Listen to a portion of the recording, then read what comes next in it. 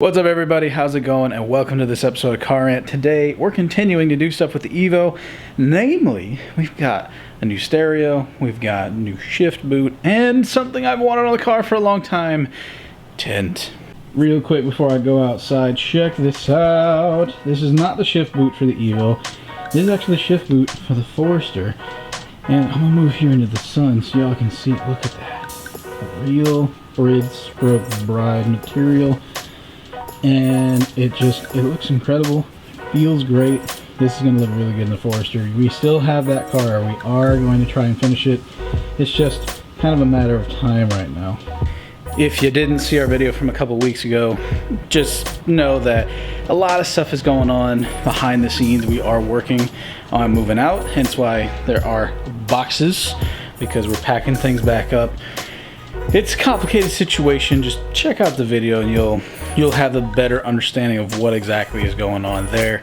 But I did want to kind of show you guys we are still getting pieces for the Forester.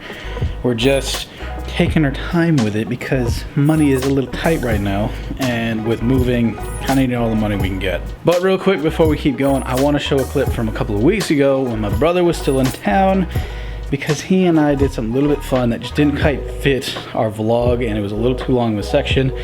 We put in a brand new Pioneer stereo in our car, and I personally love it because it brings us back to the Lexus, which was actually the first car that we had picked up after the Evo. And I hope you guys enjoy, because it's just a nice little homage to an old car that we used to have. I decided to do some upgrades with the Evo, and I think, especially if you're a Fast and Furious fanboy, you'll appreciate this one because it's something I always thought was cool, something I always wanted, and now I've got it. I'm really excited to show it off. So that is the old stereo for the Evo. It's a simple Sony. You guys might remember we put this in the Lancer. It even had the same harness. It's now not in the Lancer, it's now sitting on my counter, which means we pulled something out of our Evo and put it on the counter. You ready to go watch some movies in the car? Watch the movies. Let's see, what do we want to watch? Child Squad? Child Squad's not a bad choice. We got K on. What do you want to do, bro? I don't care. Should we keep it? Yeah, let's keep the tradition alive. Like stage 4? Nah, stage 1. Start from the beginning. If I can get it even out of this case. There we go. So for those of you who remember, this is going to be the same stereo that was in our Eclipse that got stolen, and ultimately I was going to put it into the Evo, but through trial and error couldn't find another one after it got stolen, until finally the whole COVID crisis came full swing and there was the chip shortage, and I couldn't get another one of these stereos. Well, I finally did. I got it for 200 bucks cheaper than the first one. It's now in the car, and we're gonna go test out the DVD functionality. Check this out. Wait for it. So,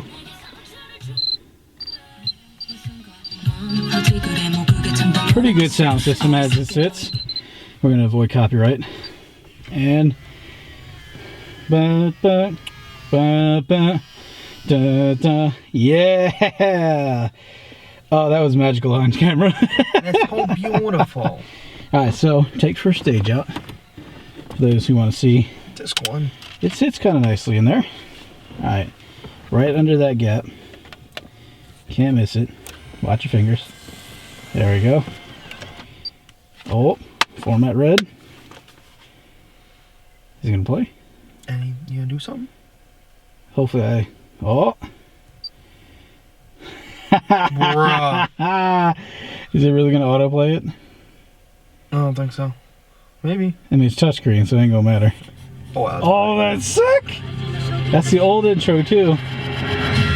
Dang, that screen is so bright. Everything else around is black. Yeah. Can't even see my hand.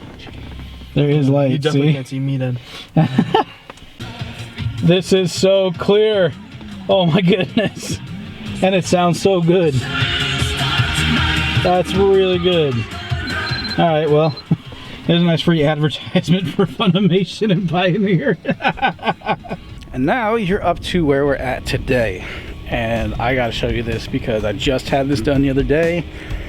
We brought the Evo to our friends at TLC Auto Detail, and now I'm walking by the car. In case you can tell by the slightly yellow glow, this tint job looks absolutely immaculate, and I just couldn't be more happy, especially given that I lost my sunglasses, which is why I'm like blinded right now.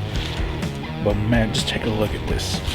Look at the tint work. It looks so good. This is 40% ceramic tint on the doors and the back. So basically this whole section will all be the same level of darkness. It's currently still baking in, which is why I have it parked directly in the sun. That way, you know, the sun can do its job and help get some of those lovely little bubbles out. It's kind of a normal thing with tint, that when you lay it in there, there'll be these little like watery spots, and it's just because it's got to evaporate it from behind the film and get it to kind of stick to it. And on the front, there's actually a tint job. This is 70% tint, just because of with my eye problems. I wanted to have something that wasn't dark, but I could also have some darkness. That way I could still see when I'm driving. This is a huge improvement. It also helps with glare. So the sun doesn't kill me anymore. People's bright headlights aren't killing me anymore. This was a huge upgrade. That by itself ought to tell you how much tinting is happening on the glass, where it's taking some of the harshness out of the colors. Like, the difference is pretty night and day. Especially when you come over here and you do that. That's where it's really noticeable. The camera's really overcompensating to try and normalize it all.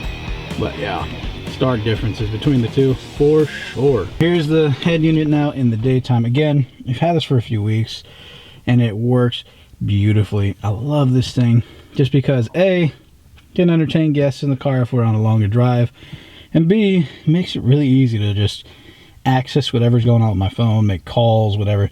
This thing was solid. You guys might remember this from years ago. This, if I can get it off, it'll hit the top and then just fall off. There we go. This is my Sakura band shift knob. This thing is awesome. It's heavier. It's a nice size so that when you're grabbing it, you know, it fits in your palm nicely. Me, I've got tendonitis issues, just, you know, playing guitar and stuff like that for so long. This size was really helpful for me in order to drive my car, because last time when I had a stock size ball, dude, my hand was screaming in pain. It wasn't fun. Felt like my palm was trying to push itself through and the back of my hand was just tearing itself up. So yeah, this is definitely a huge upgrade for the car. But now, as you can tell, this leather, oh god, it's hard to put it in the gear. Hang on. Whoosh. Hold on, ready? Whoosh. Boink. There we go. Clutch in. There we go. Okay. So, as you can tell, this shift boot is pretty old. Leather, a little wore out. It's not happy with life. It's ready for retirement. We got a custom shift boot that matches the Sakura theme in silver and black. To pop off, gotta obviously take the shift knob off and the lovely retaining nut right here off. And once we get those, start popping the sides, we should be good to change things over. Let's do this. Okay, because I had to review some of my own content to figure this out. When you go to actually take the center off, you have to take the whole center off. So, 2 bolts in there. I didn't have any bolts in there, and I don't think I ever put the bolts back in the sides, and this whole section will pop up. Okay, there we go, popped her up. And if you pull it back, you'll see there's a cable that goes up. For me, I have an intercooler sprayer, so that's there. Once that's detached, I can then detach the plug that's down there and unbolt the 2 bolts that are holding the front end of this whole system together. Because again, the front bolt in the tray area is already pulled, and the side ones apparently don't exist on my car. Once you lift it out of place, there'll be 4 bolts that you pull right here. These 4 bolts hold in your boot. As you can tell, you can even see on the inside, like there's holes and stuff, and it's not pretty. So yeah, you can see why this is a job that people enjoy doing, because it just makes it look so much better. Also, while you're here, you'll notice these little tabs here. You can get custom pieces that are a different style interior trim. So instead of it being like this base material like I have up here and here, you could get like carbon, stuff like that. That would be the way you replace it.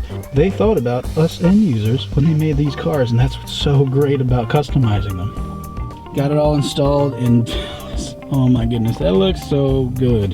That looks so much nicer. It definitely is much more appealing, and of course, we're able to actually engage all the gears without any issues. So, you know, we're good. It means I did my job right, which means I can now drive it with this dope shift boot. I just can't roll the windows down because the tint hasn't fully settled in yet, and it's 65 degrees, which means if I drive it, I'm gonna be in a sweatshop the entire time. I've had this shift boot for 3 years, and it's finally in its rightful place. Underneath my, well, what would be right hand, getting something just covering up the mess that is a stock Evo shifter. Oh, there you go. That's the look right there. Yep, we got it. This now looks like one of those octodroids from friggin' Star Wars. And I completely forgot to mention that I now have a nice emergency handle made in the shape of a Pikachu. Because again, the whole theme of the car is Pikachu related. So, got this from an Etsy shop based in Russia. And it's got these little holographic flakes in it. It's really cool. It's really nice material.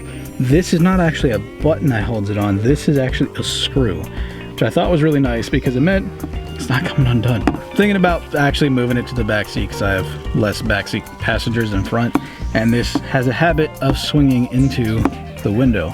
So, I don't know. It's definitely decoration. It's definitely not a functional tow hook. Because realistically, for those who aren't aware, the original design is obviously a loop, and what you would do if you lived in Japan and you were one of those angsty teenagers, you would actually steal these off of trains and hang them off the back of your car. If your car was low enough, then it would eat through the bottom half of the ring and just have the crescent left behind. And that was basically a cloudish way of showing off that your car was really low and that you were cool enough to have just the crescent left behind. Obviously, here in America, we don't like the idea of destroying things that are cool and interesting. Not saying that that's what their logos behind it all is, but we like to keep our stuff intact, which is why a lot of guys end up hanging them off of their lowered cars and making sure they don't touch the ground. It's kind of their way of indicating whether or not they are tall enough to go over speed bumps. All in all, I'm really, really happy with all the stuff that's been done with this car now, because it's truly mine. Like, everything has been touched on this car, from motor, transmission work, engine work, all that other stuff, to now simple little things that I really was just waiting years to do because I just didn't have it. It was at the tuners that whole time.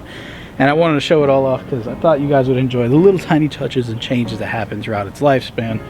But also, the simple fact is, these are things you can do to your own car that don't have to break the bank. You know, my tint job costs a little more because of my eye issues, and I wanted to have stuff that was really high end, really good quality, so that way it would last a lot longer. But realistically, you don't have to go to the same extreme that I did. You can get tint for a lot cheaper and just kind of live with it. But otherwise, yeah, man, this thing, I'm super happy with where this is at. And I'm also glad that I'm finally able to drive it. At this point, the motor's fully broke in, and we are now able to just go wherever, whenever, however. Feels good, man. On a slightly different note, we're actually going to start packing this place up because as of this recording, only got 6 weeks left until we have to be out of here. So we're looking at getting a pod. That way all of these car parts can find a home and, more importantly, be kept safe throughout the winter time, because without a garage, stuff like pipes, valve covers, tires, those aren't going to last, and we want to keep it all safe. So a pod. As of right now, we've explored almost every option I have available. Even stuff as simple as trying to get Section 8 renter's assistance. Can't get it right now in my county. Other counties aren't doing it either. So it's just, it's tight, it's tough. And right now we're just praying that God does something, because that's the only way I'm gonna get an actual place to live right now. But enough of the sad, depressing stuff. We are still gonna be delivering good quality content to you guys. We've got a tire review inbound. Ish is coming back to the channel more often now, which makes me really excited because it feels like we're going back to the old days. The good old days where it was the Evo and the Gold 240 and us being stupid together. It's gonna be a good time, and I hope you guys are looking forward to it because I know for myself, I most definitely am as well. And with all that said, thank you all for watching. God bless you guys, and we'll see you soon. Peace!